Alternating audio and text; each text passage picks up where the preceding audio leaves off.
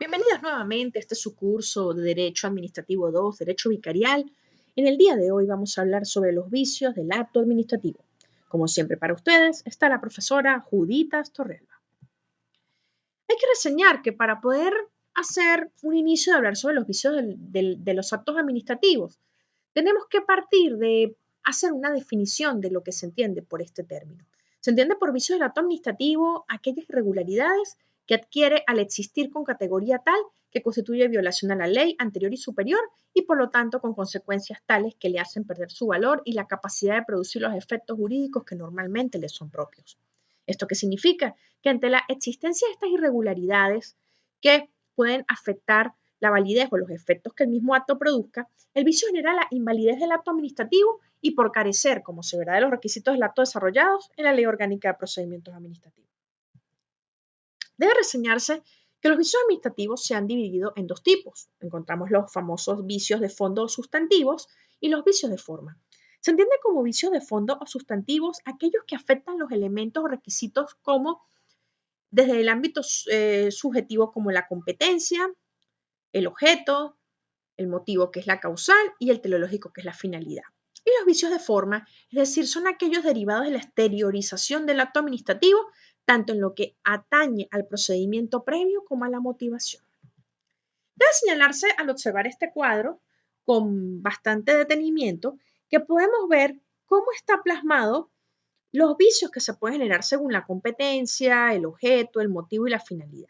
Como pueden observar al hablar de competencia, encontramos las incompetencias constitucional, la cual está formada por la usurpación de autoridad, la usurpación de funciones, la incompetencia legal, la cual está formada por la extralimitación de funciones. En lo atinente al objeto encontramos la ilegalidad, que nos habla sobre el alcance de la imposibilidad jurídica del acto.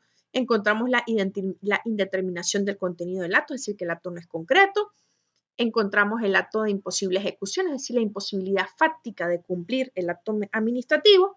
En lo inherente a los motivos encontramos el vicio de falso supuesto, siendo el mismo el de hecho, es decir, basado en hechos inexistentes, falsos o no relacionados, o de derecho, haciendo una errónea y o existente interpretación de la norma aplicada en el acto.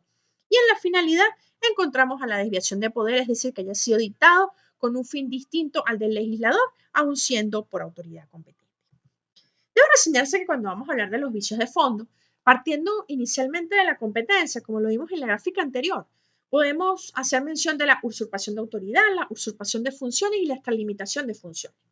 Debe señalarse que al hablar de la usurpación de autoridad, la misma ocurre cuando es dictado un acto por quien carece de investidura pública, siendo sancionado este vicio con la nulidad absoluta del acto. ¿Qué significa esto? No puede una persona que carezca de una investidura pública sencillamente dictar un acto cuando no tiene su debido nombramiento. Por otra parte, cuando nosotros hablamos de la usurpación de funciones, debe constatarse que cuando una autoridad legítima dicta un acto invadiendo la esfera de competencia de otro órgano o ente u otra rama del poder público, está usurpando sus funciones. ¿Qué significa esto? Que sería, por ejemplo, en el ámbito de un procedimiento que tenga que ser un acto dictado por una autoridad, por decirlo así, municipal, vamos a suponer, un acto autorizatorio por la división de catastro, que el mismo sea dictado por la división de licores o de espectáculos cuando realmente no tienen estas divisiones o estas direcciones la debida funcionalidad o la debida competencia.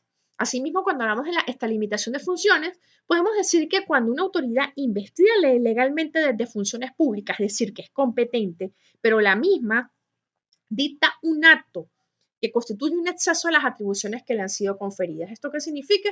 Que esto va más allá de las funciones que le han sido conferidas porque lógicamente existe una esfera de atribuciones dadas y en este caso pues el funcionario actuante lo que hizo fue que extralimitó sus funciones. Debe reseñarse que sobre los vicios de fondo, es decir, cuando hablamos del objeto, encontramos a la ilegalidad, la indeterminación en el contenido del acto y el acto de imposible ejecución.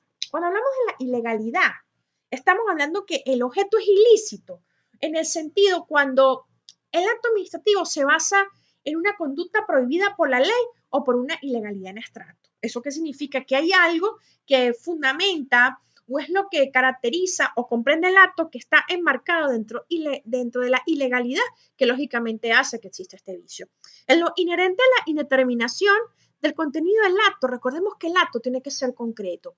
¿En qué sentido? De que no puede existir una falta de determinación, ya que tiene que delimitarse. ¿A qué se refiere el acto? ¿Qué significa esto? Si yo voy a solicitar un acto administrativo o tengo un acto administrativo producto de un procedimiento administrativo autorizatorio para la compra de un terreno ejido, por ejemplo, lógicamente el acto administrativo tiene que basarse en hablar del inherente al terreno ejido.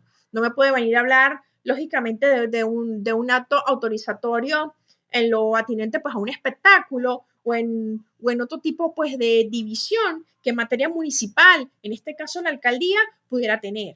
Ahora bien, encontramos también la materia de los actos de imposible ejecución. ¿Qué significa esto? Es un impedimento físico en su ejecución entre los casos donde hay que materializar que el sujeto o el objeto ya no son inexistentes. ¿Qué significa esto? Yo no puedo, lógicamente, establecer un decreto de, por decir algo, un decreto de expropiación por causa de utilidad pública sobre un bien de la nación. Porque entonces, ¿cómo yo voy a buscar indagar el aspecto de tomar un decreto de ejecución por causa de utilidad pública para que él mismo venga y trate de expropiar algo que ya es de naturaleza pública? Entonces, el punto radica que sería de imposible ejecución, dado que invadiría que si lo que busca el decreto de expropiación por causa de utilidad pública es en todo momento lograr que algo de la esfera privada pase al ámbito público para darle un fin público, eso significa que si algo es público, no es necesario haciendo el aspecto que sea imposible el acto. Debe reseñarse que cuando nosotros hablamos de los vicios de fondo, específicamente del tema de los motivos, hay que reseñar de que nos encontramos bajo una figura muy importante como es propiamente el falso supuesto. ¿Qué pasa con el falso supuesto? El vicio de falso supuesto a nivel de la jurisprudencia y de la doctrina, pues ha sido discutido mucho porque es uno de los principales motivos de nulidad o de viciar los actos administrativos. Tengo que señalar que el falso supuesto tiene una doble connotación. Podemos encontrar los famosos vicios de falso supuesto de hecho y los famosos vicios de falso supuesto de derecho. Cuando hablamos de un vicio de falso supuesto de hecho, nos encontramos con dos casos específicos. Primero, cuando la administración al dictar un acto administrativo fundamenta su decisión en hechos inexistentes, falsos o no relacionados con los asuntos del objeto de la decisión, es decir, fundamentó con aspectos que están totalmente ajenos a lo que es la esfera de lo que se busca decidir, vamos a suponer, o sea, se estableció que se dictó un acto administrativo de materia sancionatoria sobre ciertas fallas de obligaciones o de conductas que tuvo pues un particular y sucede que dicho particular no tiene nada absolutamente que ver ni siquiera con lo que se está discutiendo pues en el procedimiento. A su vez hay que reseñar un segundo caso, que es que cuando los hechos que dan origen a la decisión pueden existir, pero se corresponde con lo acontecido con verdaderos aspectos, pero la norma que se dicta es totalmente errónea. O sea, ¿qué significa esto? Por ejemplo, vamos a suponer, tenía que aplicar una norma de naturaleza, vamos a señalar, una norma de naturaleza funcionarial y decidí, lógicamente, fue aplicar una norma de naturaleza laboral cuando no le era inherente. Entonces, es bajo esta situación de construir un acto administrativo y que presente este tipo de vicios que va generando la posibilidad de una nulidad. Aunado a ello, cuando nosotros hablamos de los vicios de falso supuesto de derecho, tenemos que partir de la idea que cuando la administración se fundamenta en una norma que no es aplicable en caso concreto o cuando le da un sentido que no tiene, es decir, la interpreta mal, porque tenemos el aspecto de que la norma no es la aplicada, el funcionario actuante, que es el que redacta el acto, no la interpreta de la debida manera, estamos en presencia de un vicio de falso supuesto de derecho. Aunado a esto, cuando vamos a hablar entonces de los vicios de fondo de finalidad, encontramos el vicio más característico, que es la desviación de poder. Que en la práctica la desviación de poder tiene algunos aspectos similares a la usurpación de funciones, pero hay que dejar muy clara la distinción para que lo tengamos muy claro. En materia de usurpación de funciones, la persona no tiene la investidura para poder propiamente establecer o construir un acto administrativo. Es decir, ese sujeto que construye ese acto, que emana ese acto, no tiene la debida investidura para poder hacerlo. Pero en el caso de la desviación de poder, nosotros nos encontramos ante un escenario que es el uso de una potestad legalmente sugerida para una finalidad distinta de la que dimana la norma atributiva de competencia. ¿Qué significa esto? De que va mucho más allá.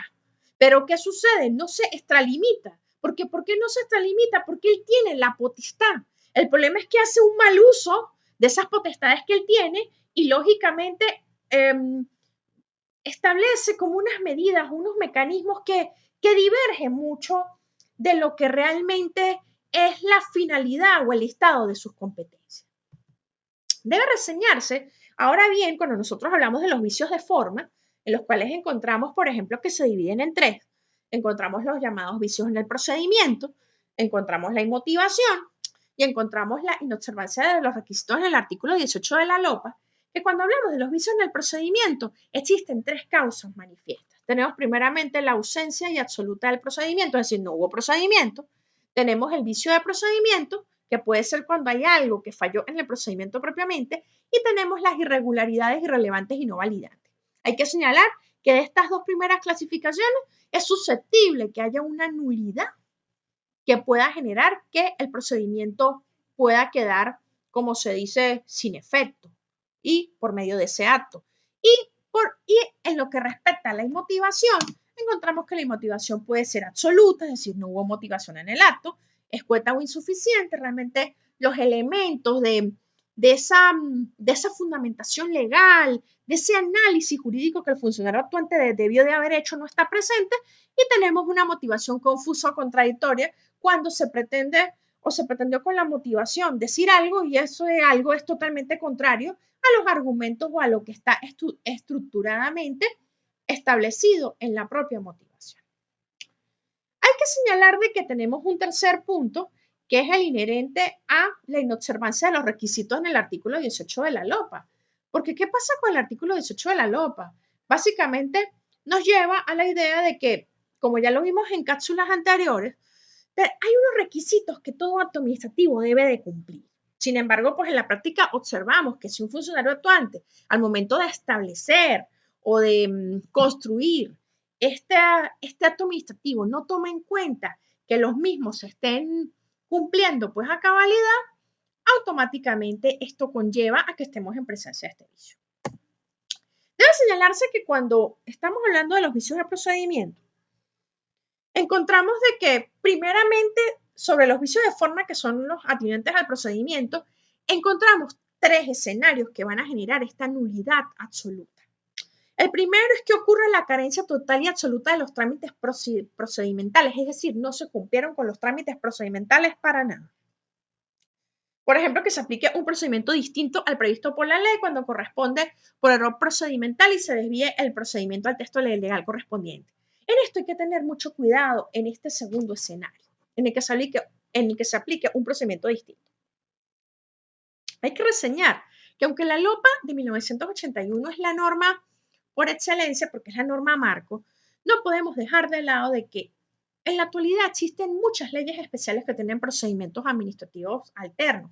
Entonces tenemos que tener mucho cuidado al momento de nosotros impulsar un procedimiento y darnos cuenta cuántos procedimientos realmente son inherentes a ser conocidos por leyes especiales porque todas sus fases y todos sus detalles están establecidos aquí, o qué tipos de fases se resuelven de manera supletoria por la LOPA. Porque el problema de la mala aplicación de este tipo de normas donde no sabemos qué realmente se va a aplicar de la LOPA o qué se va a aplicar del procedimiento especial, puede concatenar a que estemos en presencia en este tipo de vicio de forma de procedimiento donde hubo un error en la interpretación procedimental.